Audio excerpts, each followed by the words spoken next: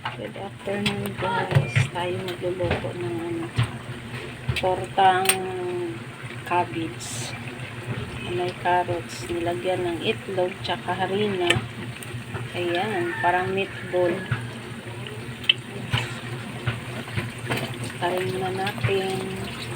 Ayan siya guys. I-slice siya ng maliliit. Carrots, tsaka cabbage. Tapos nilagyan ng harina, tsaka itlog. Tatlong itlog, then tinimplahan. Ayan na. Baliktarin muna natin. Para pantay ang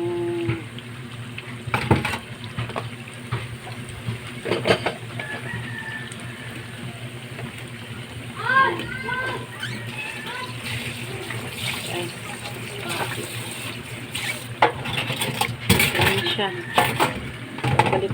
Baliktarin lang para magpantay ang